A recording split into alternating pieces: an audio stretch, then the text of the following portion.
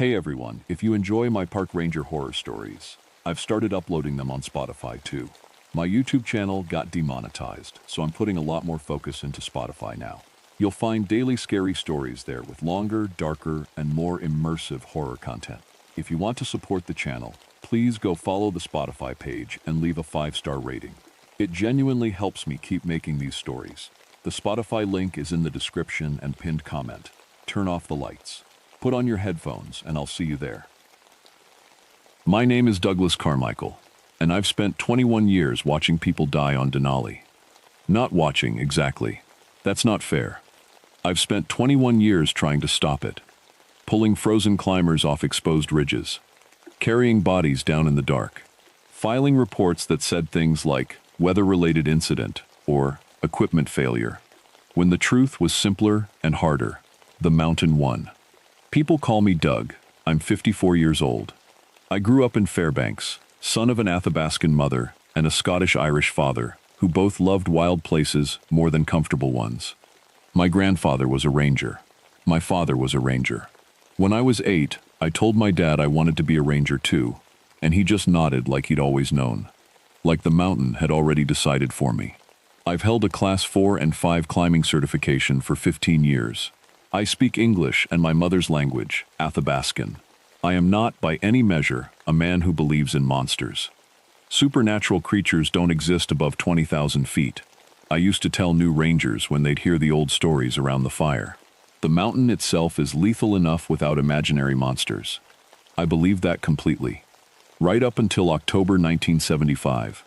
That autumn started like most others. The days were getting short. Only 8 hours of light by mid-October. And the temperature was dropping fast. We'd get days that started at 15 degrees Fahrenheit and ended at 40 below when the wind came. During a storm, with wind chill, it could feel like 70 below zero. At those temperatures, exposed skin dies in minutes. Decisions kill you faster than the cold does. My patrol area covered the Northeast Ridge Approach and the Wonder Lake region. Beautiful country. Brutal country. 12 miles of terrain, where a single wrong step could mean a 2,000-foot fall into a crevasse that nobody would ever find you in. I had a son back home, Thomas. He'd just turned 18 that September and moved to Anchorage to start his life. His mother had died when he was born, complications during delivery, and I'd raised him alone between park seasons, with help from my mother's family. Every time I went up that mountain, I thought about Thomas, about making sure I came back down. That's the thing about Denali. It makes you careful. It punishes you if you stop being careful. 3 men stopped being careful in October 1975. Or maybe the mountain stopped letting them be careful. I still don't know which one is true. Dr. Viktor Volkov was 57, a Soviet geologist, which created some quiet tension at the park office, given the times. Dr. James Wheeler was 52, an American geologist, friendly and loud, and always laughing at his own jokes. Their climbing guide was Henrik Soren, 45, Norwegian, one of the best in the world. If anyone could keep 2 scientists alive on that mountain, it was Henrik. They established camp at 17,500 feet on October 9th. Weather looked manageable. Their plan was an acclimatization climb. Go up, come back down, let their bodies adjust to the altitude. Standard stuff. Henrik had done it 100 times. Radio contact stopped at 2 p.m. on October 10th. We waited 24 hours, the way protocol requires. Then I put together a 4-man search team and we went up. The first thing wrong was the ropes. Their base camp was untouched. Sleeping bags, food, cooking equipment, all of it sitting exactly where it should be, like the men had just stepped out for a walk and planned to be back for dinner. But their climbing ropes, the ones they would have used on the upper ridge, were cut clean. Not frayed, not snapped from a fall. Cut, like someone had taken a very sharp knife and sliced straight through them, neat as cutting ribbon. I stood there holding one of those rope ends and turned it over in my hands for a long time. Nobody said anything. My lead searcher, Marcus Webb, a 38-year-old ranger who'd been with me 6 years, just looked at it and then looked at me. We both knew what ropes looked like when they failed from stress or weather. We'd seen it before. This wasn't that. Rockfall could have... Marcus started. No, I said. I didn't explain further. There was nothing to explain. We both knew. We found Henrik Soren at 18,200 feet. He was standing up. That's the part that stays with me. Even now, decades later. He was standing with his back against the rock face, perfectly still, arms at his sides. I thought for 1 second, one wild, stupid second, that he was alive and just very cold. Then I got closer. He'd been frozen solid, completely encased in a thin layer of clear ice that had formed around him like a shell. His eyes were open. His expression wasn't fear. It was something I'd never seen on a human face before. Confusion, maybe. Like he'd seen something and couldn't understand what it was. His head was missing. The spinal column had been cut clean, just like the ropes. No blood. The ice around the wound was smooth, cauterized somehow. Like a seal had been pressed over the cut. 2 of my searchers turned away and were sick. The third, a young guy named Pete, just sat down in the snow and stared at nothing. I made myself look carefully, professionally, the way my training told me to. I noted everything. I kept my breathing slow. The ice around Henrik's feet formed strange patterns. I noticed it because it didn't look like natural ice formation. It looked almost like writing, long crystalline lines connecting in shapes that repeated, like a symbol being drawn over and over. I told myself it was just frost patterns. Ice does strange things at altitude. There's a rational explanation for ice patterns. I also noted that the temperature right around Henrik's body was 20 degrees colder than the air 5 feet away. Not a little colder. 20 degrees. I checked the thermometer 3 times. Then Marcus Webb stopped walking. We were descending back toward lower camp, and Marcus just stopped. Stood still in the middle of the snow with his face turned upward, looking at the ridge above us. I called his name. He didn't answer. Pete grabbed his arm. Marcus didn't move, didn't look at us, didn't blink. His lips were moving, but no sound came out. Marcus. I got in front of him. His eyes were open, but not focused on my face. They were focused on something above and behind me. Marcus, what do you see? He said, very quietly, my mother. She's calling me to come up. Marcus's mother had been dead for 12 years. I got him moving. Got everyone moving down the mountain, fast. Marcus walked on his own, but didn't speak again for 2 hours. When we made base camp and got him into the warm tent with hot tea, he just sat with his hands wrapped around the mug, shaking. Pete and the other searcher, a man named Al, told me separately that they'd both seen someone on the ridge too. Pete said it was his brother, who died in Vietnam. Al said it was his daughter, who was very much alive and living in Denver, which somehow made it worse. I hadn't seen anyone. I don't know why. Marcus Webb died that night. He was sitting up in his sleeping bag, appeared to be resting, and his heart simply stopped. He was 38 years old, no history of heart problems, and the doctor who later examined his records found nothing that could explain it. His face, when we found him in the morning, looked the same way Henrik's had. Not afraid, confused, like he'd seen something his brain couldn't hold. I wrote the report. I was very careful with my words. We found Dr. Volkov 4 days later. He was 2,000 feet below his last known radio position, which made no sense by itself. But the way we found him made less sense than that. He was curled up in a tight ball on a flat section of ice, like a child sleeping. His expression was peaceful. If you didn't look closely, you might think he'd just sat down and fallen asleep. If you looked closely, you could see that every bone in his body had been broken. Not from a fall. A fall creates specific fracture patterns, and I've seen enough of them to know. These breaks were uniform, consistent, like something had applied slow, even pressure to his entire body from the outside. Like something had squeezed him, gently, until everything inside gave way. The park's chief medical officer used the phrase massive compressive trauma in his report. He couldn't explain the mechanism. He used the word unusual 7 times in 4 pages. Dr. Wheeler was never found, but we found his climbing journal at 16,000 feet, pages flapping in the wind, held down by his ice axe. The first entries were neat and professional. Observations about rock formations, notes on weather patterns, sketches of geological features. By day 3, the handwriting got harder to read. Shakir. The note stopped being about geology. Something in the ice, moving, watching us. Volkov says I'm imagining it. Henrik says nothing. Henrik doesn't look at us anymore. The mountain is not a mountain. I think I've been wrong about what mountains are. The last entry was almost unreadable, letters falling over each other. It's not on the mountain. Mountain is it. Walls breathing, ice alive, Volkov gone. It took his... That was all. I drove to see Samuel Tetlichi on a Tuesday afternoon. He was 89 years old, one of the last elders who still knew the old stories in their original form. He lived in a small house outside the park boundary with his granddaughter, who made us both tea and then very quietly left the room when she heard what I was asking about.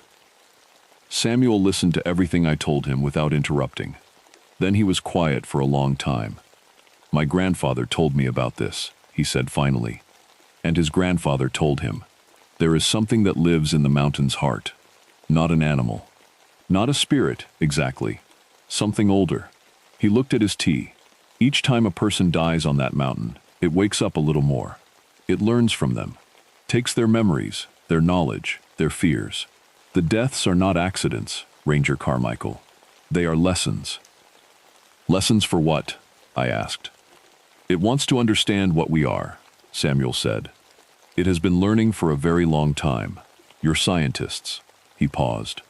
They would have had very useful knowledge. I thought about Wheeler's journal. Mountain Azit, is it dangerous? I asked, which was a stupid question given 3 dead men. But I meant something more specific. Is it something a person can survive meeting? Samuel looked at me for a long time. My grandfather's grandfather met it, he said. He came back down. He never spoke about what happened. He lived to be very old and never climbed again, and never explained why. Samuel set down his tea. But that was a long time ago, before all the climbers came, before all the deaths. It has learned much more since then. That night, I found a file in the park's archives from the 1932 expedition, the one where all the climbers died. The report was written by a ranger who'd found the camp. He'd included a note, marked unofficial, paper yellowed and fragile. Survivor testimony from Base Camp Cook, not included in official record. The cook reported that the last 2 climbers, before they ascended Final Ridge, described seeing a figure above them on the ice. Human in shape, but not in size. Much too large. Moving straight up the cliff face like the rock was flat ground. The cook said the climbers described its face clearly. It kept changing. One moment it looked like a man from their party who had already died. The next moment it looked like someone else. He said they described it as if it was trying out different faces, like trying on hats. I read that 3 times. Then I put on my gear and went up alone. I know it was not a smart decision. I've thought about that many times since. But I need you to understand that by that point, I'd had 3 men die on my mountain. A government team confiscate all my physical evidence and order me to close the investigation, and a conversation with an elder that confirmed my worst suspicions. Smart decisions were not really available to me anymore, only necessary ones. I went up to 19,800 feet. Above that, in October, in those conditions, even I wouldn't survive long. I set my gear, checked my ice axe, made sure my flares were in my jacket pocket, and waited. I didn't wait long. It came out of the mountain the way a storm comes, gradually and then all at once. First the temperature dropped, fast and sharp. Then the wind stopped, which at 19,800 feet is so unusual it made my stomach drop. Then the air itself seemed to thicken, like something was pressing on it from above. It was 12 feet tall, maybe more. It was made of ice and snow and something else. There was light in it, pale green and white, aurora light, moving and shifting the way aurora does in the sky. Its shape was human, the way a reflection in water is human, recognizable but not right, edges uncertain, constantly shifting. It had no fixed features, except when it wanted to. It chose features the way you'd choose a word. It showed me Henrik's face first. Henrik Soren's face on that massive shifting body, looking down at me. Then Volkov's face. Then Wheeler's. And I didn't know what Wheeler looked like, but I knew that face was his because the thing wearing it knew I would know. It showed me my wife's face last. She's been gone for 18 years. I still know every detail of her face. Seeing it on that thing, on something that had learned her face from the memory of a dead man, I can't describe what that did to me. I want to be honest with you, the way I've tried to be honest about all of this. I almost walked toward it. I took one step before I caught myself. Then it spoke to me, and the speaking wasn't sound. It was inside my head, clear and quiet and very calm. Ranger Carmichael, I have learned your language from the dead. I have studied your fears through their final moments. You are afraid of leaving your son alone. Thomas. He is in Anchorage right now. He is at his apartment on the 3rd floor. He came home from work 20 minutes ago. I can't tell you what it felt like to hear my son's name in that voice. I can't put words to it. I have been in this mountain for a very long time, it continued. Longer than your kind has had language. I have learned from everything that has died here. The animals, first. Then your people, when they began to come. Each death teaches me. The scientists were very useful. They knew things that will help me. Help you do what? My voice came out steady, which surprised me. Leave. Simple as that. I have been learning what I need to understand in order to walk among you. I am almost ready. Your scientists accelerated the process considerably. The thing is, it wasn't angry. It wasn't cruel. It was curious and patient and completely, utterly without mercy, in the way that weather is without mercy. Not because it wants to harm you, but because your survival simply isn't part of what it's thinking about. I pulled the first flare and lit it. The reaction was immediate. The entity pulled back, not in pain, but in sharp surprise, like a person who's touched a hot stove. The light from the flare was intense and focused and hot, and where it hit the aurora light in the creature's body, the light went dark. It stepped back. Its shape destabilized. Interesting, it said in my head. I swung my ice axe into the lower section of its body and felt the impact. Not like hitting something solid, but like hitting water. A sharp resistance, and then my axe went through, and where the metal disrupted the crystalline structure, I could see it fracturing, pieces of the formed ice scattering. The entity made a sound then, not in my head but out loud. A high harmonic tone that hit my brain like a spike and sent me to my knees. I set off the climbing charges I'd brought, 2 of them, into the ice shelf above us. I want to be honest, I didn't know if this would work. I was running on instinct and terror. The avalanche came down fast and heavy and hit the entity broadside, and for a moment, just a moment, I saw it fully disrupted, scattered, the aurora light diffusing into the general air, gone. Then I ran. I descended that mountain faster than I have ever descended anything before or since. I don't remember most of it.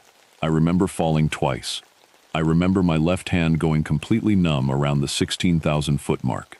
I remember seeing the lights of base camp below and thinking very clearly, you're going to make it. Keep moving. Thomas needs you to make it. I made it. They airlifted me out the next morning. 3 fingers on my left hand were lost to frostbite. I spent 2 months in a hospital in Anchorage, which at least meant I got to see Thomas every few days, which was the only good part of any of it. The official report on the 3 deaths said, climbing accident, weather deterioration, human error. The government team that confiscated my evidence never contacted me again. The military maintained a presence at base camp for 18 months, under the cover story of a geological survey. I never found out what they learned, or if they learned anything. I retired when I got out of the hospital. I'd given 21 years to that park, and I was done. I moved to a cabin 20 miles outside the park boundary and started writing everything down. Not just what happened in October 1975, but every strange report I could find, every encounter logged by climbers and rangers across Alaska, going back as far as records existed. I talked to elders. I talked to climbers who'd survived things they couldn't explain. I wrote it all down. Denali's climbing death rate has increased in the decades since. I've followed the reports. Some of them are ordinary. Weather, altitude, equipment. But some of them describe things that don't fit the ordinary explanations. And the descriptions of what climbers see, when they survive to describe it, have changed. Gotten more specific. More convincing. Climbers report seeing family members on the ridge. Not vague shapes, but perfect replicas. Saying the right names. Using personal details. Knowing things no stranger could know. It's been learning. All this time, I found the last piece 3 years before I wrote this down for good. I was in Anchorage visiting Thomas. He has a family now, 2 kids, a good life, and I was walking to meet him for lunch. I was on a street downtown, midday, people everywhere, and I saw a man on the other side of the street. He was tall, not 12 feet tall, human height, walking slowly, hands in his pockets, wearing ordinary clothes. He looked like a man you'd walk past without a second thought. But I stopped walking, because for just a second, less than a second, his face changed. Just a flicker, like a mask settling. And the face I saw beneath it, just for that instant, was every face at once. Henrik and Volkov and Wheeler and my wife and Marcus Webb and everyone who had ever died on that mountain, cycling through in less than a heartbeat. He turned and looked at me across the street. He smiled, with a human face, perfect and calm. Then he walked around a corner and was gone. My granddaughter asked me once why I spent so many years writing about scary things. I told her I wasn't trying to scare anyone. I was trying to warn them. The mountain didn't keep it. We climbed too high and died too many times and taught it everything it needed to know. And then we kept going back. Every year, more of us, carrying more knowledge. And every death was another lesson. It's not up there anymore. We brought it down. My name is Vernon Ashford, but everyone calls me Vern. I'm 52 years old, and I've worked as a ranger in Alaska for 19 years. Before that, I grew up in Ketchikan and never left. This forest is in my blood. My great-grandmother was Tlingit, and she used to say the land remembers the people who respect it. I work in the Wildlife Management Division for Tongass National Forest. That means I know bears better than I know people. I can track them, predict them, understand how they think. Bears are simple. They're hungry, or they're not. Scared, or they're not. People always want to believe animals are smart like us, that they have feelings and plans. I learned a long time ago that's just people making excuses. Animals do what their bodies tell them to do, nothing more. My wife died 12 years ago, cancer. We had 2 kids, but they don't call much anymore. They said I cared more about the forest than I cared about them. Maybe they were right. I don't like to think about it. I live alone in a ranger station 30 miles from the nearest town. You can only reach it by boat or float plane. The nearest hospital is 4 hours away by helicopter, and that's only if the weather cooperates. Most days, it doesn't. July 1981. That's when everything changed. It was the peak of salmon season. The rivers were full of fish, and that meant the bears were everywhere. The whole forest was awake and hungry. The daylight lasted 16 hours or more. Barely any darkness at night, just a sort of gray twilight that made it hard to sleep. The weather was what it always is in southeast Alaska. Misty, wet, cold. 50 to 65 degrees, with rain coming in thick walls that appeared out of nowhere. I had driven my patrol boat down the Carter River that morning, checking on the fishing camps. The river was gray and loud with meltwater from the glaciers. The forest on both sides was dark green, and so thick you couldn't see 20 feet back from the shore. Mist hung over everything like a blanket. I noticed something was wrong before I saw anything specific. The birds had stopped singing. That might sound small, but it's not. In summer, the forest never goes quiet. There's always noise. That day, there was nothing. Just the sound of the river and the engine of my boat. I told myself it was normal. Sometimes things change. The bears come in thick during salmon season, and they can scare off the smaller animals. That's what I told myself anyway. When I got back to the station that evening and turned on my radio, everything changed. The first report came in at 6:47 p.m. A fishing crew had missed their check-in call. That was unusual but not unheard of. Radio equipment failed sometimes. The Coast Guard would probably find them stranded on a beach with a dead battery. By midnight, 2 more crews had missed their calls. 4 crews by morning. The search started at dawn. I was part of the first group that found David Olson. We discovered him in a tidal pool near the mouth of the Carter River. His boat tied up 100 yards away with the engine still running. His radio was intact and working. He just never used it. His body was ruined. I've seen a lot of death in the forest. Bear kills, accidents, hunters who made bad decisions. This was different. David had been drained. His skin looked like paper. His eyes had sunk back into his skull. When we pulled him out of the water, he was light, like lifting an empty bag. There was almost nothing left inside him. What animal does this? One of the younger rangers, a kid named Marcus, was sitting on a rock with his head in his hands. I don't know, I said. And I meant it. The autopsy happened 3 days later in Ketchikan. The medical examiner called me personally. He was careful with his words, like he was worried I'd think he was crazy. There's no obvious wound, he told me. No puncture marks, no slashes, nothing. But his blood vessels are completely empty. I've never seen anything like it. His hemoglobin is altered somehow. There's protein in his blood that shouldn't be there. Could a bear do it? I asked. Not like this, he said. A bear would tear him apart. This is clean, precise. I was still thinking it had to be an animal. I was still trying to make it fit into the world I understood. 2 days after David, we found James Morrison. He was in a tree 30 feet up, his body wedged between the trunk and a branch. No one could figure out how he got there. No climbing equipment, no injuries that suggested he fell. He was positioned carefully, like someone had placed him there on purpose. His body was the same as David's, empty, drained, weighing almost nothing. Margaret Tierney was discovered a day later, in a clearing near her photography camp. She was different. Her body showed signs of being eaten, but the wounds were arranged in a pattern. Her organs were removed and laid out around her in a circle, like some kind of ritual. The ranger who found her quit 2 weeks later. By the end of the week, we'd found all 5 missing fishermen. Every body told the same story, completely drained of blood, no defensive wounds, no signs of struggle. The forest was wrong now. The silence had gotten worse. The few bears we saw looked frightened. They moved fast through the areas where the bodies had been found, like they were running from something. I'd never seen bears act scared before. Bears don't get scared. They're the predators.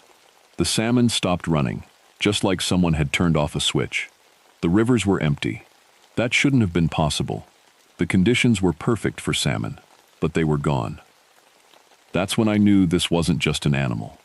I started mapping where the bodies were found. I plotted them on a chart, marking the dates and times. A pattern emerged. The kills were in a grid. A spiral, actually, moving outward from a center point. The creature was moving through the forest systematically, like it was working through an area methodically, like it was harvesting. I showed the chart to my supervisor, Captain Reynolds. He looked at it for a long time. "Don't mention this to anyone," he said. "Especially not to the media. This could help us track it," I said. "Just don't," he said. 3 days later, federal agents showed up. They had military patches and government IDs, and they took over the investigation without explaining anything to us. They took tissue samples from the bodies. They marked off areas of the forest as off-limits. They asked questions, but didn't answer any. I did some research on my own. I went through old newspaper archives in the Ketchikan Library. In 1934, 5 fishermen had vanished in the exact same area. Their bodies were found exactly the same way, drained of blood. The incident was blamed on a rogue bear and supposedly resolved. But I found a mention in a 1952 article about fishing communities, reporting something massive, taking entire salmon catches and leaving the animals to rot, uneaten. That's not animal behavior. I went to see Agnes Vanderbilt, an elderly Tlingit woman who lived on the edge of town. My grandmother had known her. She was 94 years old and lived alone in a house that smelled like cedar smoke. "I need to ask you about something," I said. "Something from the old stories." She looked at me for a long moment. "The Tongass hunger," she said. "Not a question. Tell me." "It's been here longer than the trees," she said. "Longer than the Tlingit people. It sleeps for seasons, sometimes years. Then it wakes up hungry. It doesn't hunt like bears hunt. It feeds on something deeper, on life itself, on blood the way we need water." "How do you stop it?" I asked.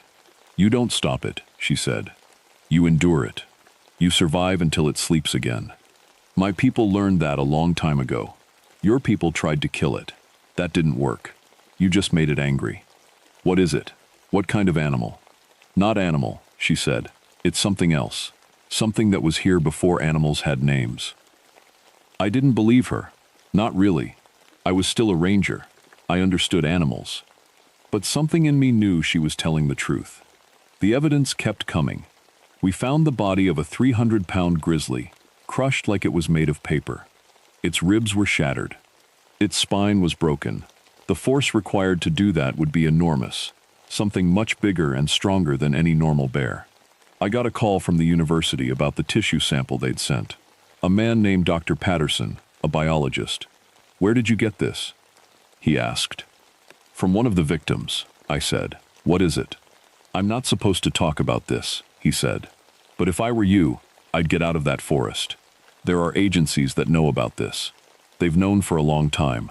They're not going to protect you." "What is it?" I asked again.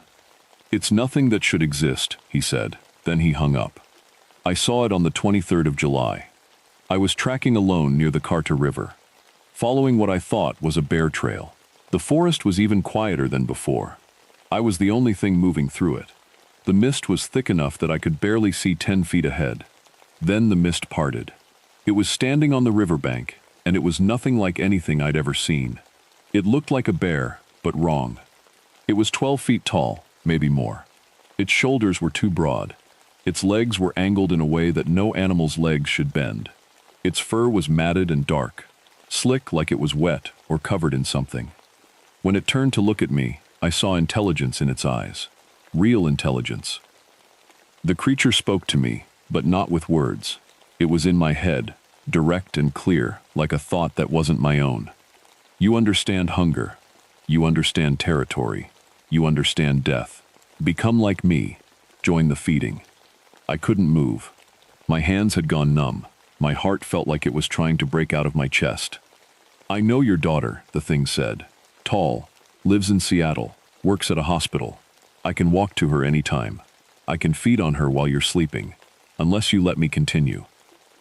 It showed me images, my daughter's apartment, the route from her bedroom to the kitchen.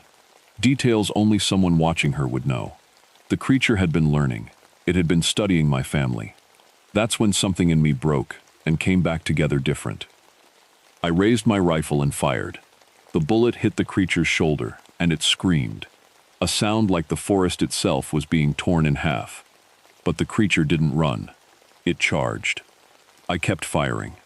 I was thinking of my daughter, of the fisherman, of Margaret Tierney arranged in a circle in a clearing.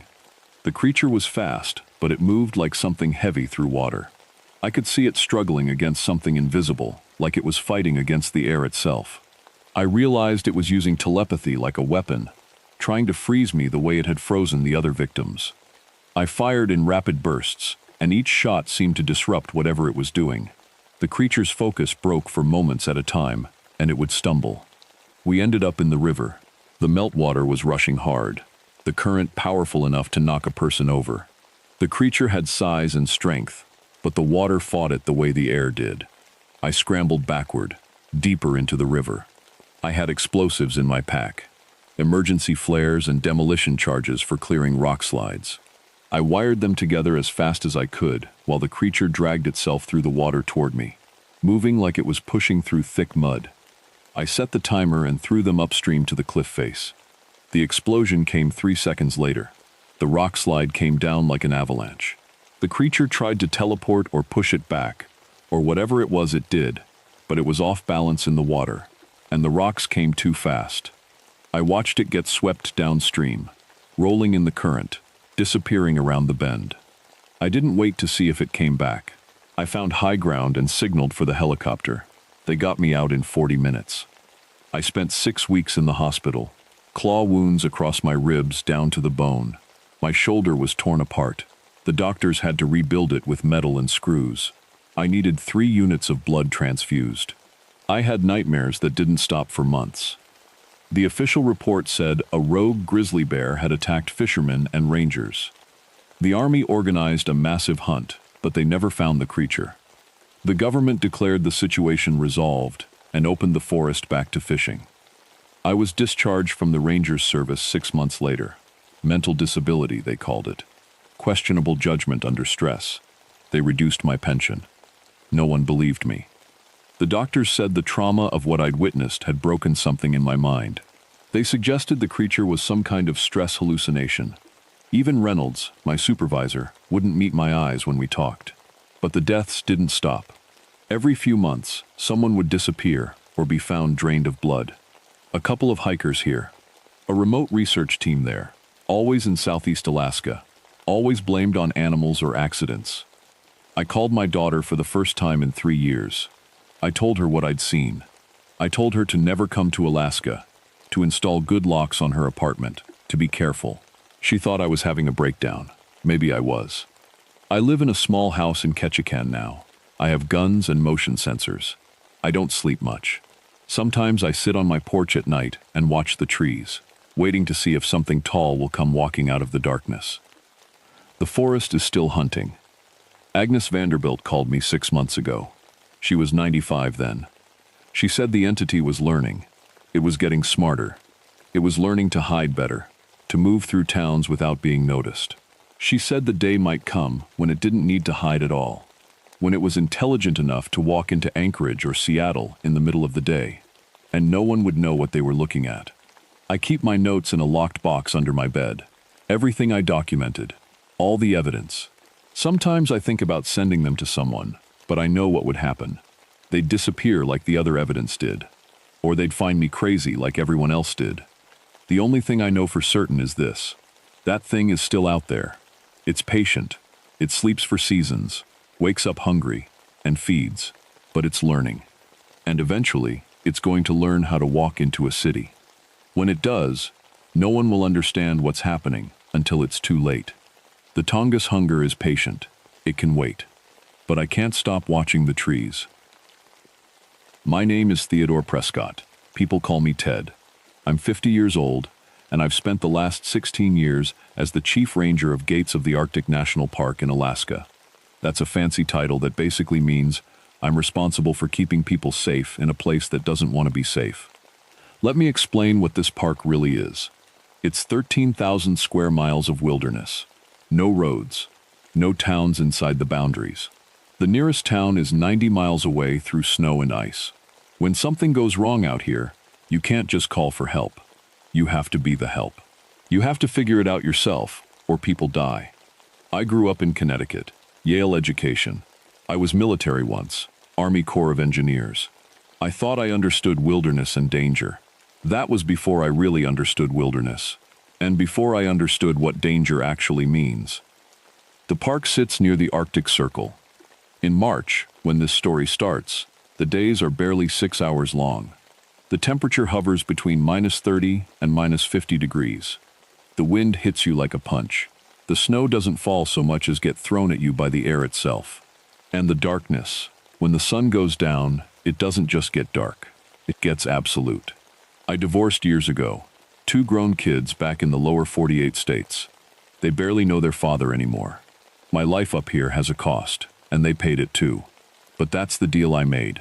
I wanted to dedicate myself to something real, something that mattered. Conservation, preservation, keeping wild places actually wild. Most of the time, that meant keeping people out of trouble with their own ignorance. I've seen things in the Arctic that most people will never see. I've climbed mountains that don't have names. I've survived nights that should have killed me. I'm certified in emergency medicine. I know how to navigate by stars and mountains and the feel of wind on your skin. I've trained to handle bear attacks, avalanches, frostbite, hypothermia, altitude sickness. I know 1,000 ways the wilderness can kill you, and I know how to fight against most of them. But here's what I believed then. In this landscape, nature is supernatural enough. Cold kills, starvation kills, exhaustion kills. We don't need to invent monsters when reality is already terrifying. I was wrong about that. March 15th, 1978. 3 researchers went into the Aragetch Peaks to do a geological survey. Dr. Harold Vance, 56 years old, experienced geophysicist. Dr. Patricia Nolan, 49, botanist, smart as they come. And Eric Bradford, a graduate student, 23 years old, fresh and eager to prove himself. They had equipment that was cutting edge for 1978, a satellite radio. They established a daily check-in protocol. We knew exactly when they should report back to base camp. When they missed their first check-in, I noted it but didn't panic. Weather was rough. Radio could go down. By the third missed check-in, I assembled a rescue team. The flight to their base camp took 18 hours because weather kept forcing us to stop. When we finally landed on a frozen lake, 6 miles from their camp, we suited up and started hiking through snow that came up to our thighs. I'll never forget the moment we saw their tents. Everything was perfect. Too perfect. The tents were standing like nothing had happened. Equipment was organized. Food supplies were untouched. Sleeping bags weren't even disturbed. They had just walked away. 3 people, middle of nowhere. Extreme cold, dangerous terrain. They had just abandoned everything and walked out into the Arctic. Except they hadn't made it back to civilization. My radio operator started the tracking procedure. That's when we found the footprints. The tracks started at the edge of the camp. 3 sets of human footprints. But as we followed them, something changed. The prints became larger, deeper, like the weight pressing down increased as they walked. And then the prints just stopped. Like they ended mid-step.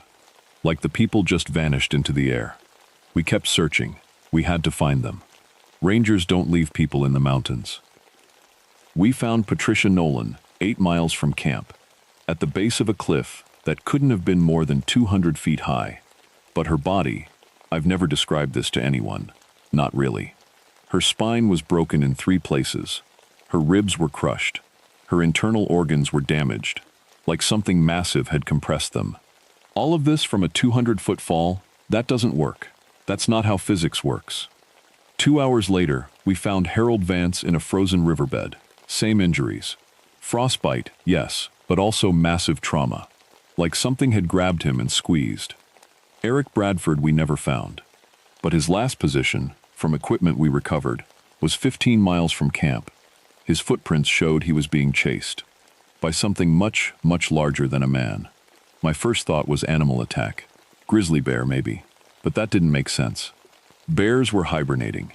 And bears don't break spines like this. No animal does this. My second thought was murder. But there was no blood. No weapon marks. No signs of struggle except the broken bodies themselves. We set up a search perimeter to look for Eric. I organized the teams, checked the equipment, and started the procedures I'd trained for 1,000 times. Find the missing person. Bring them home. That's when things started getting wrong. The first thing I noticed was the cold. I'm used to cold. I know cold. I can read it like other people read books. But there was a zone around the place where Patricia was found that just felt different. Colder than it should be. I checked the thermometer. 40 degrees colder than the rest of the area. 40 degrees. That's not a natural temperature variation. The compass started acting strange. My backup compass too. They'd spin wildly and then settle on a direction that didn't match the maps. One ranger got lost trying to follow his compass. He walked in what he thought was a straight line for 2 hours and ended up 50 feet from where he started. We heard a sound, this low humming that seemed to come from everywhere and nowhere. It made your teeth hurt, made your skull vibrate.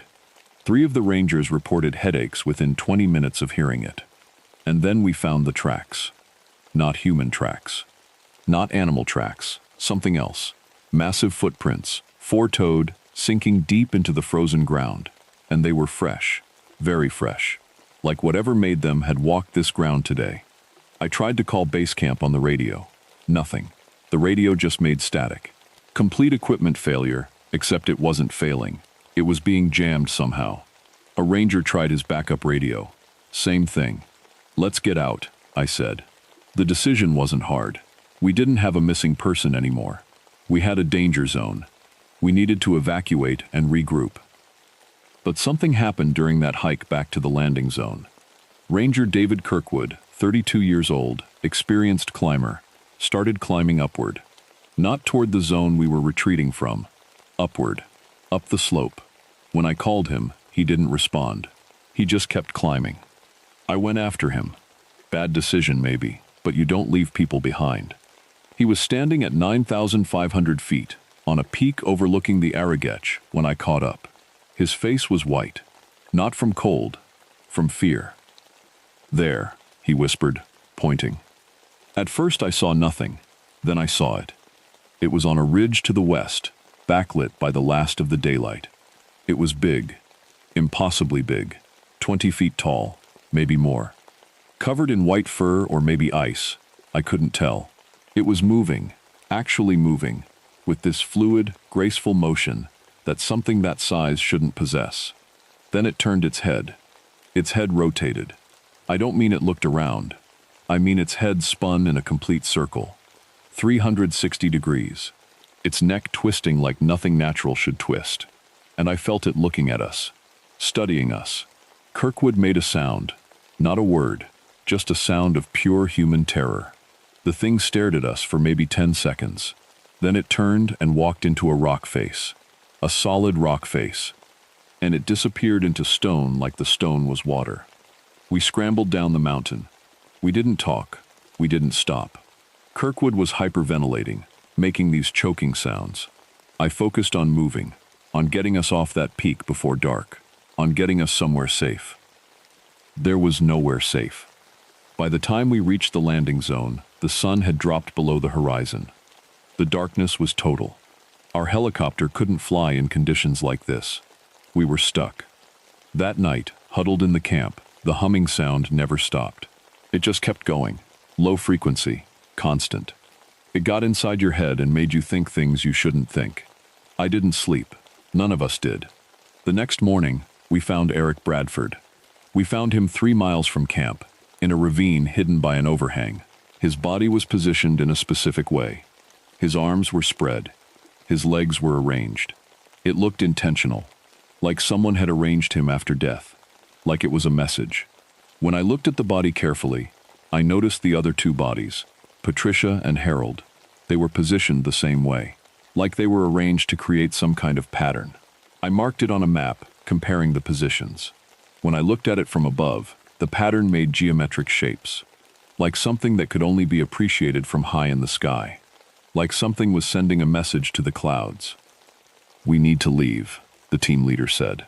His name was Captain Morgan, National Guard. He'd come to help with rescue operations. "This isn't safe. This isn't right." He was right, but I had to understand. If I didn't understand this, it would happen again and again. "Give me one more day," I said. We took tissue samples from Patricia's body. The cells looked wrong under the magnifying glass. They had a crystalline structure, like they were frozen at the cellular level, like ice had incorporated itself into her actual cells. The samples were sent to the university for analysis. They disappeared somewhere between the park and the lab, never arrived. That's when I knew something bigger than murder was happening. The government showed up on the 3rd day. CIA types, NSA types, men in dark suits who had no business being in the Arctic. They took all the documentation, all the photos, all the samples, and they told me to keep my mouth shut. "This is a matter of national security," they said. Like that explained anything. But the thing was, they weren't surprised. They knew about this. They had files about this. Historical files. Cases dating back decades. The Arigech region specifically. Other Arctic locations. A pattern of deaths. A pattern of disappearances. And every death followed the same pattern. A week after they left, I went back to the mountains alone. That was probably the dumbest thing I've ever done. And I've survived avalanches and bear attacks. But I was obsessed. I needed to understand. I needed to know what was hunting in my park. I climbed up to Ermine Hill alone. I brought explosives, mountaineer equipment for avalanche control. I brought my rifle. I brought a flare gun. I brought everything I could think of that might help. The air got colder as I climbed. The landscape started looking wrong. The peaks were in different places than they should be. A valley I'd hiked through 100 times suddenly seemed to have moved. Spatial perception became unreliable.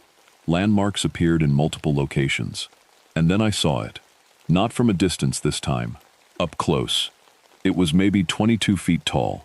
Its body was composed of ice and snow and something else. Something organic.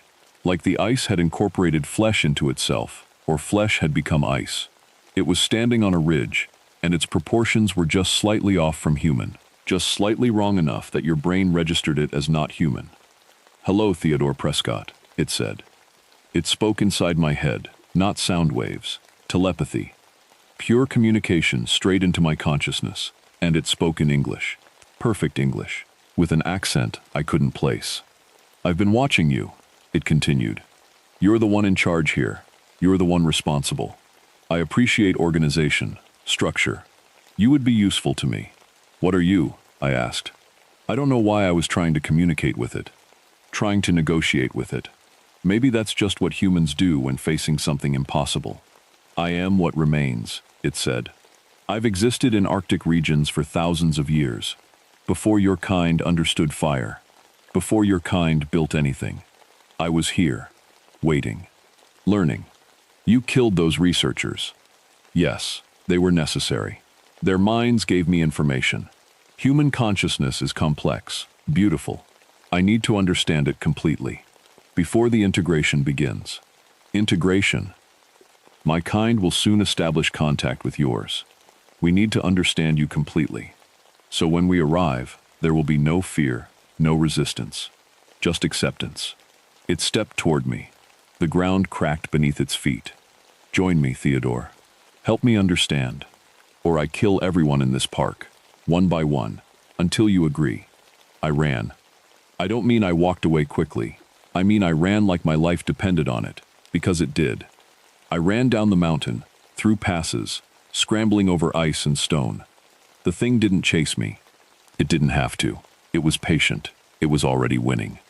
I reached the spot where I'd cached the explosives, mountaineer charges used for avalanche control. I set them up in the narrow pass, the only way down from Ermine Hill. Multiple charges, all timed for simultaneous detonation. I knew something about that thing from our communication. When it was focused on talking to me, when it was concentrating on telepathy, it was vulnerable. It couldn't move as fast. It couldn't shift between solid and ethereal states. It had to maintain physical form. So I triggered the first charge. The explosion echoed across the peaks. The sound was massive. The ground shook. Snow avalanched down from above. And in that moment of chaos, when the thing's attention was fractured by the noise and the pressure, I detonated the flare gun. The flare ignited directly above the pass. Brilliant white light, burning hot. And something about it, maybe the electromagnetic energy, maybe the intense heat disrupting whatever properties kept it anchored to reality. The thing screamed. That sound. I'll never forget that sound. Not a human scream. Not an animal scream. Something that existed in frequencies your ear shouldn't be able to process but did anyway. I triggered the second explosion. The avalanche came down like the mountain was trying to bury everything. Snow, ice, stone, all of it tumbling down in a massive wave. The thing was caught in it, buried, incapacitated. I didn't wait to see if it was dead. I didn't wait to verify. I just ran. The descent took 5 hours in conditions that should have taken 8. I was moving on pure adrenaline and fear. Behind me, I could feel it. Even buried, even crushed under thousands of tons of snow. I could feel its consciousness reaching out for me. I made it to base camp half dead.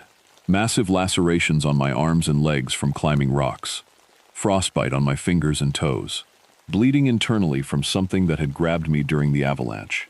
I was in shock and barely conscious. But I made it. The helicopter evacuation took 2 hours. I spent 3 months in hospital recovering. When I got out, I was transferred to Anchorage. Desk job. Administrative work. They said I was emotionally unfit for field work. That I'd suffered trauma. But I knew the truth. They wanted me away from the park. Away from what was still there.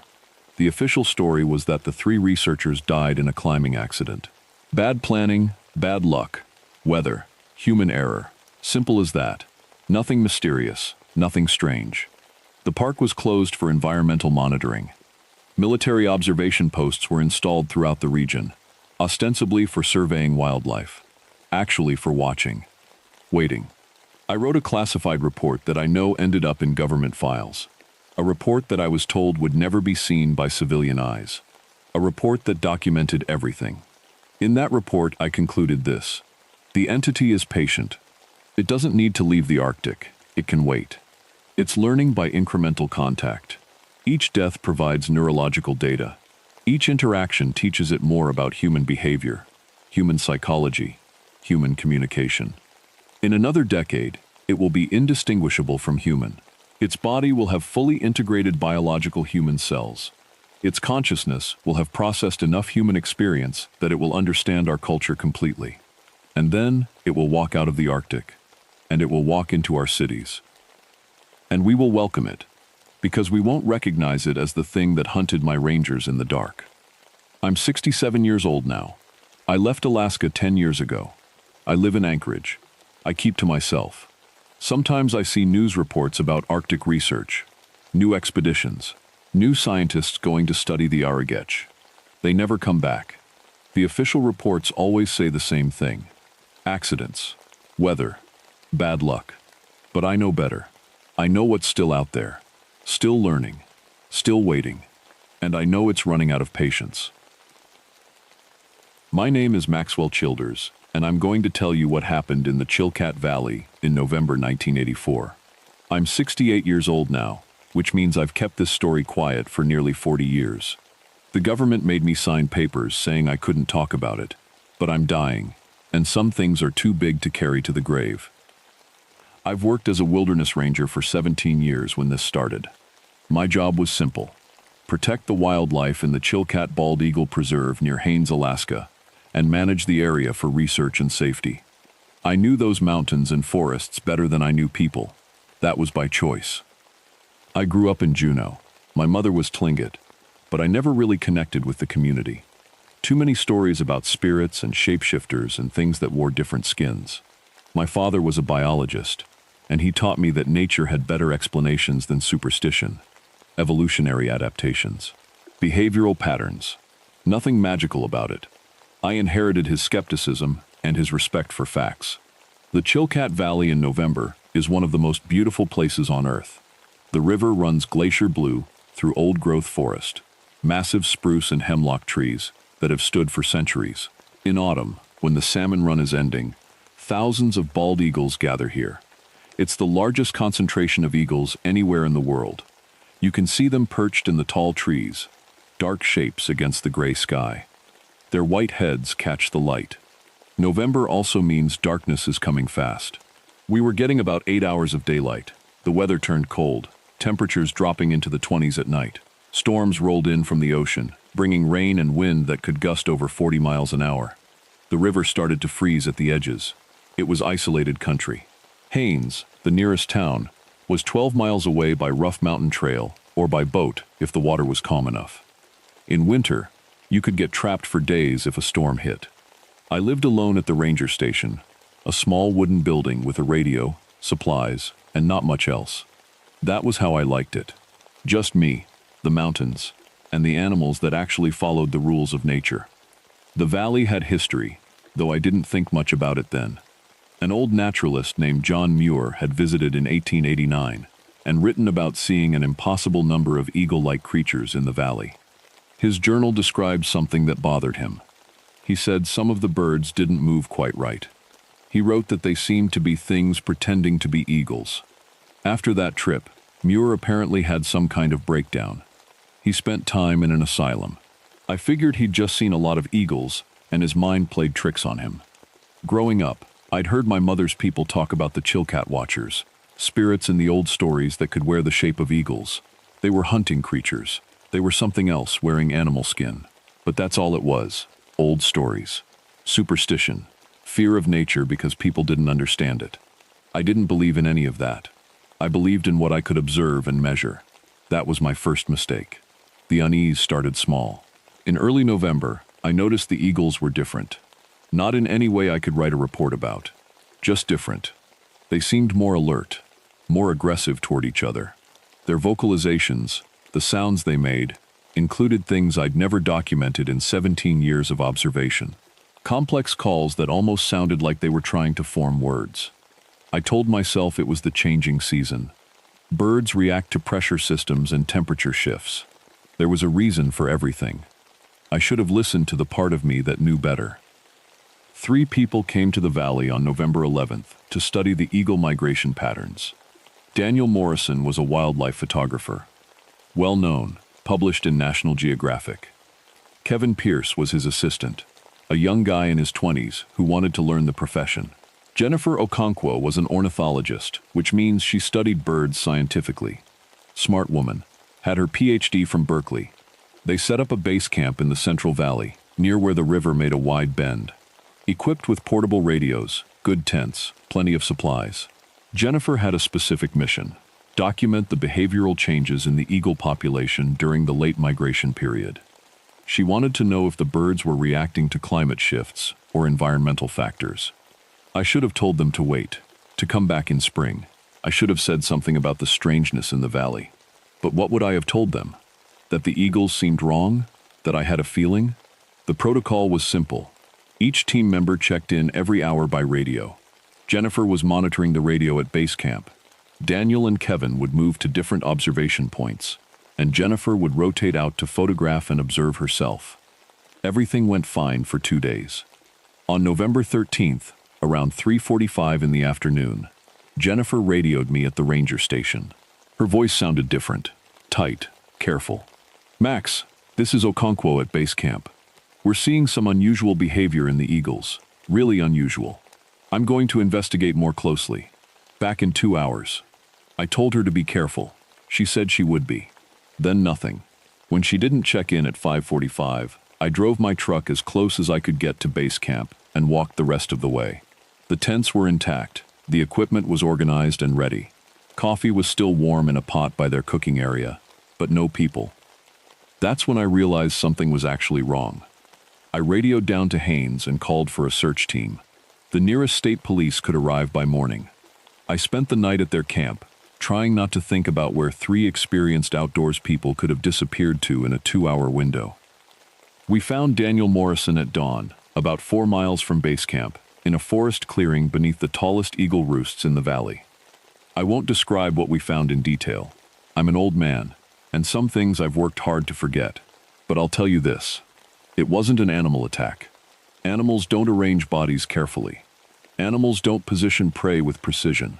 Daniel's body showed massive trauma, but it looked deliberate, surgical. His chest was opened from top to bottom.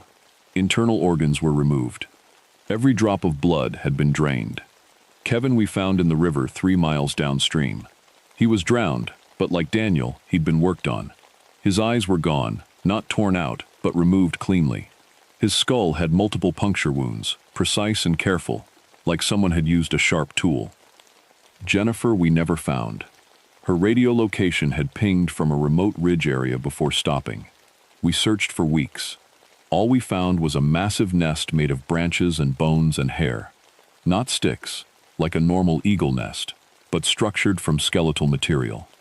Human hair woven between the branches. Inside that nest were personal items from missing people going back decades. That's when I knew the valley had never been safe at all. The government showed up 2 days later. Not state police, not Forest Service investigators. Military personnel in unmarked uniforms. They arrived by helicopter with equipment and teams and absolute authority. They took everything: the bodies, the nest materials, samples from the area. They confiscated Jennifer's research notes. A man named Colonel Hayes told me to keep my mouth shut. He said it was a matter of national security. He said if I talked to anyone, I'd lose my pension and face charges I couldn't fight. He said the government would declare me mentally incompetent if I told anyone what we'd found.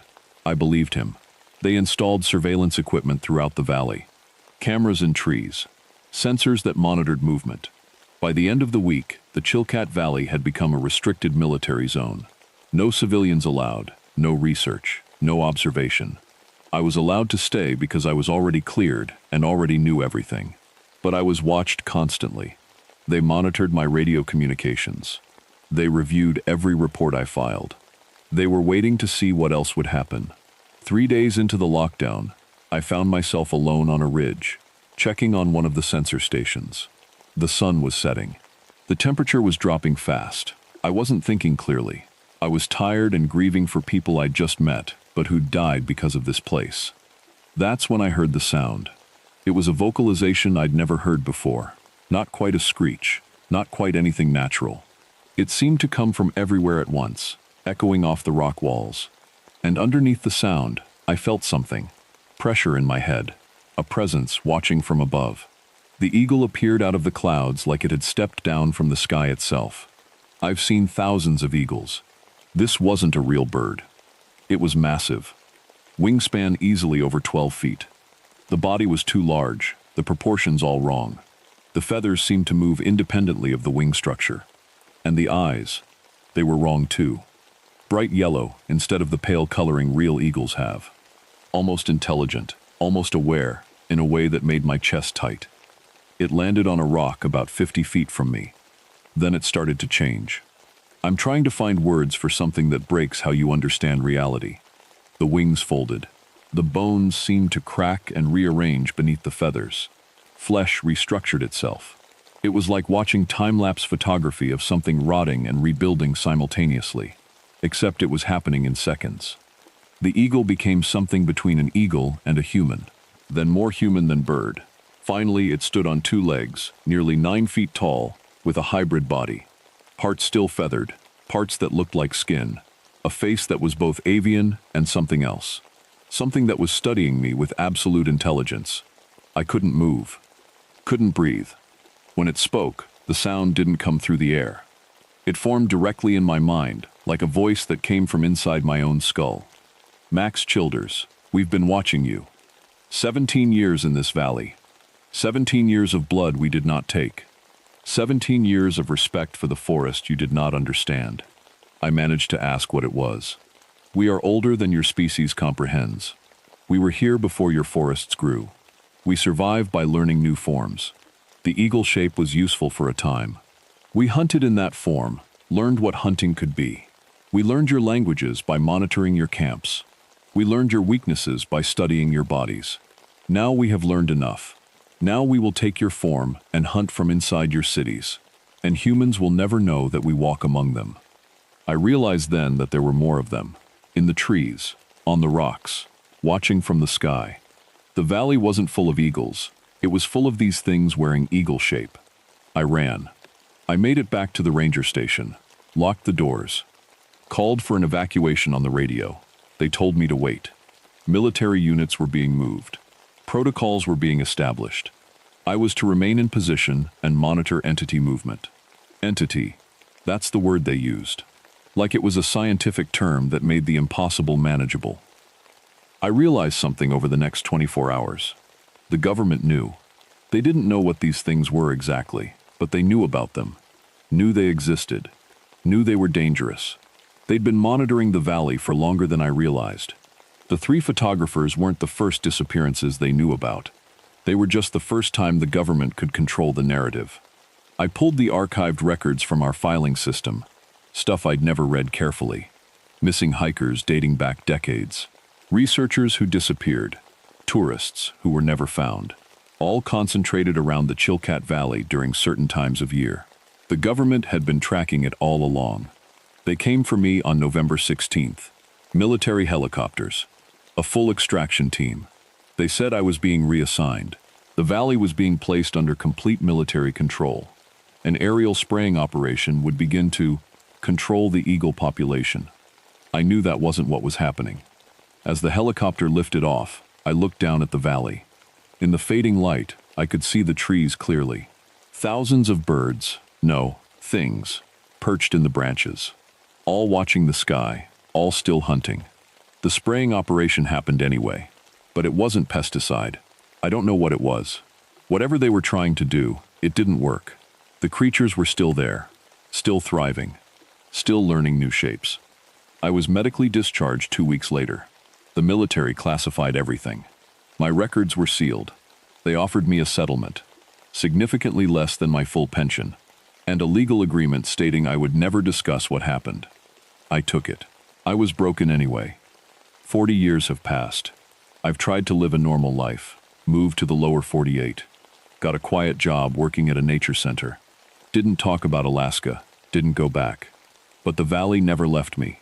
I watched carefully over the decades. Investigated news reports, checked research publications, reached out to other rangers who'd been stationed there. What I found confirmed my worst fears. The creatures didn't stay in the valley, they spread. Or they were always there, just waiting for the valley to teach them enough to expand. I've documented sightings in crow form and raven form in urban centers.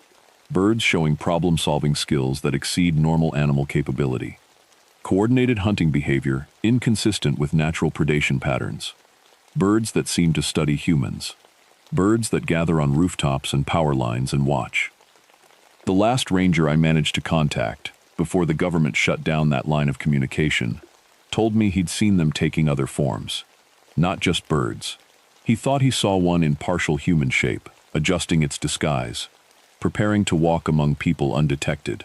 I have nightmares about that. About the things wearing human faces. About being unable to tell the difference. About humanity not being able to tell the difference until it's too late. The government still has the valley locked down, still monitors it, still runs aerial operations I don't understand. They've classified everything as a biological research facility, military access only. But sometimes I read environmental reports about the eagle population in southeast Alaska. The numbers keep growing, the behavior keeps changing. Scientists write confused papers about unprecedented cognitive abilities in raptors. Avian neurologists are baffled by structural anomalies. They're all dancing around the same conclusion I reached 40 years ago. We're not alone in this valley, and we're not alone anymore anywhere else either. They're spreading, learning, adapting, and by the time we recognize them for what they are, they'll already be indistinguishable from us. I wanted to warn people. I'm telling you this now, believe it or don't. But if you ever go to southeast Alaska, if you find yourself in the Chilkat Valley, pay attention to the eagles. Watch how they move. Listen to how they sound. And if an eagle ever looks at you the way a person would look, with recognition and intelligence and hunger, you run. You don't look back, you run. Because they're learning, and they're patient. And they've been hunting humans since 1889. My name is Harrison Threlfall. Most people call me Harry. I'm 55 years old, and I've spent the last 20 years working as a ranger in the biggest national park in Alaska, Wrangell St. Elias. 13 million acres of ice, rock, and silence. I've pulled hikers out of crevasses. I've carried dead climbers off mountains. I've sat with men while they died because the helicopter couldn't fly through the storm. I don't believe in ghosts. I don't believe in monsters. I believe in cold, gravity, and bad decisions. That's what kills people out here. Not curses, not spirits, physics. At least, that's what I believed before August of 1989. Before I went into the cave. I need to tell you what happened. Not because anyone will believe me. No one did. The government made sure of that. But I'm getting old, and the thing I saw down there is not getting old. It's waiting. And someone needs to know. Let me start from the beginning. I was Deputy Chief Ranger, Search and Rescue. That's a fancy title that means I was the one they sent when things went wrong in places no one should be. I was good at it, maybe too good. Being good at saving strangers made it easy to ignore the fact that I was terrible at everything else. My wife died while I was on a rescue call. My kids stopped talking to me years ago. I drank too much, but never on the job. The mountains were the only place I made sense. August in Alaska is strange. You get maybe 11 hours of daylight, which sounds like a lot, until you remember that 6 months earlier, you had almost none. The valleys sit around 40, 50 degrees. Up high on the glaciers, it drops below zero fast. Weather changes in minutes. Clear sky, then whiteout. Calm air, then wind that knocks you flat. You learn to read the signs, or you die. The Nebesna Glacier area was a place I knew well but never liked. It's one of the longest glaciers in North America, and it feeds into a ridge system called Tanada. The ice there is old, really old, and underneath it there are caves. Miles of them, going deep into the mountain, most of them never mapped. We kept people out of the deeper sections, always had. There were reasons for that, even before I knew the real ones. In 1923, a mining crew went into those caves. 5 men. They found 2 of them 6 months later. What was left of them? The report said something about evidence of predation by a large animal, but no animal was ever identified. In 1956, a survey team mapped part of the cave system and came back shaken. They wrote about non-geological formations in their report. Structures in the ice that looked like they'd been carved. On purpose. In 1971, the Park Service closed the whole area. No explanation given to the public. I asked about it once when I first started. My supervisor looked at me like I'd asked about his divorce and said, "We don't go there, Harry. That's all you need to know." I listened to that advice for 20 years. Then the scientists disappeared. The call came on a Tuesday. 3 researchers, a glaciologist named Dr. Robert Feldstein, a geologist named Dr. Margaret Avery, and a grad student named Paul Thanos, had gone into the Nebezna ice caves to collect ice core samples. Climate research. They had 2 weeks of supplies, satellite communication gear, and all the right equipment. Smart, experienced people doing careful work. Their first check-in was normal. Weather good, making progress, setting up camp inside the cave entrance. Standard stuff. The second check-in was not normal. Feldstein's voice on the satellite phone sounded excited, but also confused. He said they'd found formations in the cave that looked man-made. Tool marks in the ice. Shapes that looked like they'd been carved by hands. He said it was impossible. No one had ever lived this deep in the glacier, but there it was. They were going to investigate further. Then came the last message, Margaret's voice this time, and she was scared. She said the temperature inside the cave had jumped from below 0 to 80 degrees in seconds. Their equipment was failing.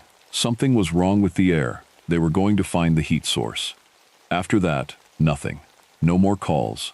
No emergency beacon. Just silence. I put together a 4-man rescue team. We flew to the glacier by helicopter and hiked to their base camp. It took us 6 hours. When we got there, everything looked fine. Tents still standing. Supplies untouched. Satellite phones sitting on a rock, fully charged. Like they'd just stepped out for a walk and never came back. We entered the cave the next morning. The entrance was wide, maybe 30 feet across, 15 high. Blue ice walls that glowed when you hit them with a flashlight. Beautiful, in the way that dangerous things often are. We moved carefully, roped together, calling out their names. We found Feldstein first.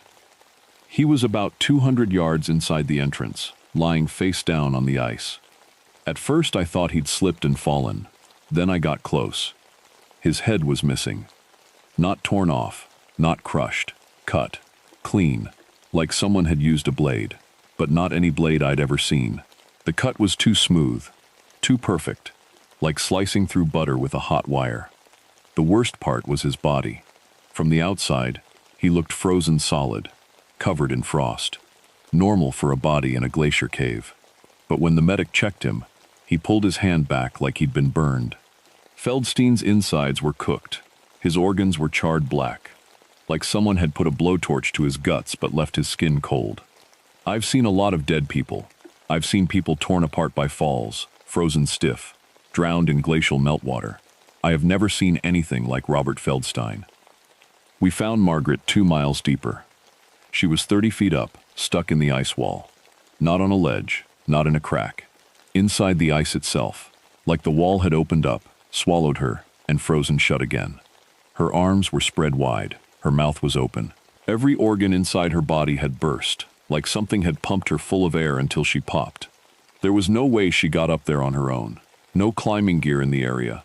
No marks on the ice below her. It was as if something had picked her up and pressed her into the wall like a thumb pushing into clay. We never found Paul Thanos. His locator beacon was pinging from somewhere deep in the cave system. Deeper than any map said the caves went. Deeper than anyone had ever gone. I should have turned around right then. I should have called it in and waited for the feds. But I didn't. Because I noticed something that made my stomach drop. The bodies weren't just placed randomly. They were pointing. Feldstein's arm was stretched toward the deeper cave. Margaret's open mouth faced the same direction. Like arrows. Like signs. Something wanted us to follow. I sent 2 of my rangers back to base camp with orders to radio for federal support. I kept one, Dave Kessler, my best man, and we went deeper. I can't explain why. Part of it was Paul. He was 24 years old. If there was any chance he was alive down there, I had to try. But part of it was something else. Something I didn't want to admit then, and barely want to admit now. I wanted to go deeper. I felt pulled. The cave changed as we went further in. The walls got smoother. The ice got darker. And the darkness itself got wrong. I don't know how else to say it. When you shine a flashlight in a normal cave, the beam cuts through the dark and hits the far wall. In this cave, the light went out about 20 feet and just stopped. Like the darkness was eating it. Like the dark was a thing, solid and heavy, and our little flashlights were trying to push through mud. Dave noticed it too. "Harry," he said, "why does it feel like the dark is pushing back?" I told him to shut up and keep walking. The temperature was insane. 1 minute it was 5 below zero, cold enough to make your teeth ache. The next it would spike to 40 above, and we'd be sweating under our gear. No pattern, no wind bringing warm air from somewhere. It just changed. Like the cave was breathing, and we were inside its lungs. Then we heard the singing. It came from below us. Not ahead, not behind, below. Through the ice under our feet. A sound like voices, but not human voices. Harmonics that don't exist in nature. Frequencies that made my fillings hum and my eyes water. Beautiful and terrible at the same time, like hearing something you were never supposed to hear. Dave grabbed my arm. "We need to go back," he said. He was right. I knew he was right. But my legs kept walking forward. That's when the time went wrong. We'd been in the cave for what felt like maybe 30 minutes past where we found Margaret. When I checked my watch, 3 hours had passed. Dave's watch said the same thing. But neither of us had eaten. Neither of us was tired. It was like 3 hours of our lives had been scooped out clean. We found things in the ice. Bones. Old ones. So old the ice around them had turned cloudy and yellow. Some of the bones were human, some were not. The not human ones were big, really big, and shaped wrong. Too many joints in the fingers. Rib cages that curved the wrong way. Skulls with no eye sockets. Mixed in with the bones were objects. A knife made of copper, green with age. A gold ring with markings I didn't recognize. A wooden tool so old it was nearly stone. These things came from different times, different centuries. People had been dying in this cave for a very, very long time. Then we found the wall. Not a cave wall. A flat surface, floor to ceiling, smooth as glass. And carved into it were marks. Hundreds of them. Rows and rows of small, careful scratches, grouped in patterns. Dave stared at it and said, "That's a calendar." He was right. It was a record. Something had been counting. Counting time. Counting victims. The marks went back further than I could see, disappearing into the dark on both sides. Some of the groupings were spaced about 40 marks apart. Every 40 years, a cluster of new scratches. A feeding cycle. And the most recent cluster was fresh. The ice around it was still clear. Whatever made those marks had been here recently. I heard Dave's breathing change behind me, fast, panicked. "Harry," he whispered, "something's here, right now. I can feel it." I felt it too, a presence. Not a sound, not a sight, a weight. Like the air had gotten heavier. Like the mountain itself had leaned in close to watch us. The darkness around our flashlight beams seemed to thicken. And from somewhere deep below, the singing got louder. Dave broke. He turned and ran. I don't blame him. Every cell in my body was screaming at me to do the same. But I didn't run. Because in the beam of my flashlight, I saw something in the ice ahead of me. A face. Paul Thanos' face, frozen behind a sheet of clear ice. His mouth open in a scream that would never end. His eyes were gone. Just empty holes where eyes should be. And his body was arranged just like the others, pointing deeper. I should have run. I went deeper. The cave opened up. I stepped out of the narrow tunnel and into a space so big my flashlight couldn't find the ceiling. The air was warm, too warm, like a room with a furnace running. The singing was everywhere now, surrounding me, filling my chest with vibrations that made it hard to breathe. The ice walls glowed with a faint light of their own. A sick blue-green, like light at the bottom of a deep pool. And then it came out of the wall. Not through a crack, not through a hole. Through the solid rock, like the stone was water, and it was swimming. It pushed through the wall the way you'd push through a curtain, and the rock rippled around it and went solid again behind it. It was tall, 14 feet, maybe more. Shaped like a person, but wrong in every way that mattered. Its skin was see-through, like ice, and I could see things moving inside it. Crystal structures, veins of light. Its arms were too long, and the joints bent in places where there shouldn't be joints. It had no eyes, just smooth, flat space where a face should be. But I could feel it looking at me. I could feel it looking through me. I raised my rifle. My hands were shaking so bad, I could barely hold it. It spoke to me, not with sound. The words just appeared in my head, clear as a bell, calm as a Sunday morning. You came down seeking answers. We come down seeking food. This mountain is our home. You are our guests, and guests feed the host. I tried to speak, my voice cracked like a teenager's. What are you? Old, older than the ice, older than the people who walked this land before your people. We were here when there was nothing but rock and heat. We will be here when the ice melts and the rock crumbles. The scientists, the miners, all those people. Food. Your kind comes to us. You always come. Your minds are bright and sweet, full of memories and knowledge. Each one we consume adds to what we know. We have eaten thousands of your kind across the long years. We know your languages, your fears, your wars, your loves. All of it lives inside us now. The thing moved closer. It didn't walk. It glided, like the ground was ice and it was skating. The singing grew louder, and I realized it was coming from the creature itself. The sound was part of it. You are interesting, Harrison Threlfall. You have much pain, much guilt. Your dead wife, your lost children. We can taste it from here. It is sweet. I felt something then, a pull, like hooks in my brain, gently tugging me forward. My feet started to move on their own. 1 step, 2, toward the thing. I wanted to go to it. I wanted to let it take me. The guilt, the loneliness, the drinking. I was so tired of carrying all of it. And this thing was offering to take it away. All I had to do was walk forward.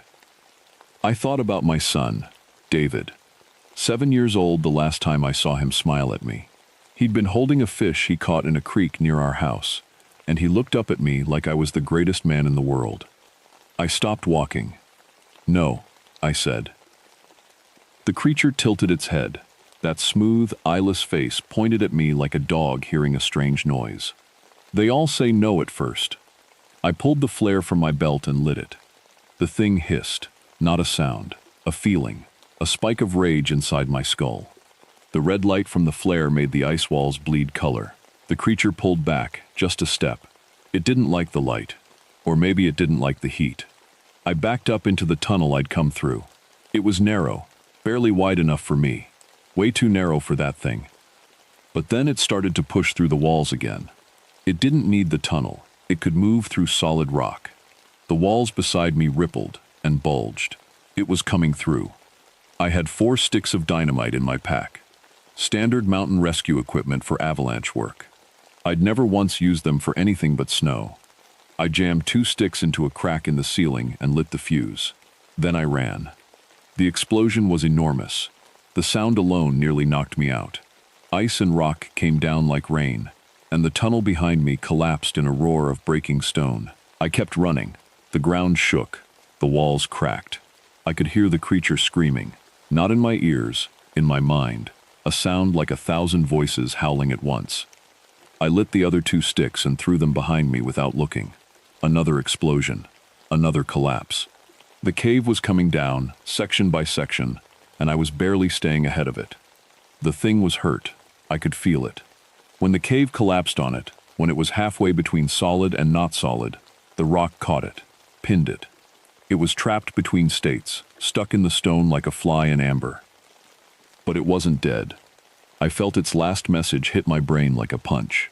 We have been here for 1,000,000 years. Rock does not hold us. Ice does not hold us. We will get out, and when we do, we will know everything your kind knows, because we have eaten your memories for 10,000 years. When we walk among you, you will not know us from your own. I crawled out of the cave mouth into daylight, coughing blood, 3 ribs broken, my skin blue with cold. Dave was there with the rescue team. They dragged me onto the helicopter. I passed out before we left the ground. I spent 3 weeks in the hospital. Broken ribs, internal bleeding, hypothermia, frostbite on 6 fingers. They saved all of them. The doctors called me lucky. I wasn't lucky. I was left alive on purpose. The FBI showed up on day 4. Men in dark suits who didn't smile. They took my statement, all 12 hours of it. They recorded everything. Then they told me none of it ever happened. The official story: 3 scientists killed in a cave collapse caused by unstable ice. Human error. Tragic accident. Case closed. They sealed the cave with explosives. Brought the whole entrance down. They built a monitoring station nearby, disguised as a weather research post. I saw the equipment manifests before they were classified. Seismic sensors, thermal cameras, motion detectors. All of it pointed at a cave that was supposed to be empty. They fired me 2 months later. Medical discharge. Unreliable due to trauma. 20 years of service, and they threw me out like a broken tool. They gave me a pension and a warning. Talk about what happened, and the pension goes away. I took the deal. Not because I was scared of losing the money. Because I was scared that no one would believe me, and then the thing in that mountain would have one less person in the world who knew the truth. That was 37 years ago. I'm an old man now. I live in a cabin outside Anchorage. I still don't sleep well. Some nights I hear the singing, faint, far away, like it's coming up through the ground beneath my floor. Maybe it's just memory, maybe it's not. Here's what I know. That thing is alive down there. The monitoring station still runs. I have a friend, I won't say who still works in the agency that watches it. He told me they pick up movement every few years. Vibrations, heat signatures, something shifting in the deep rock. The cave they sealed won't hold forever. Ice melts, rock cracks. 100 years, 1,000. That thing is patient. It's been patient for longer than the human race has existed. And it's been eating us for centuries. Every person it takes, it absorbs. Their thoughts, their memories, their knowledge. By now, it knows more about us than we know about ourselves. Our languages, our technology, our weaknesses. When it finally gets out, and it will get out, it won't come stumbling into the light like some dumb animal. It will know exactly how to look like us, how to talk like us, how to live among us. And we will never see it coming. I'm telling you this because someone has to know. Tape it. Write it down. Remember it. Because one day, a long time from now, someone is going to walk into a town somewhere in Alaska, and everyone will think they're just a new neighbor. Quiet, friendly, a little odd maybe. And behind that face, behind those borrowed eyes, something ancient and hungry will be smiling. Because it finally found its way out of the mountain. And there will be no cave deep enough for the rest of us to hide in. From the classified deposition of Harry Threlfall, former Deputy Chief Ranger, Wrangell St. Elias National Park and Preserve. Filed and sealed, 1989. Document clearance level, restricted. Status, never to be released.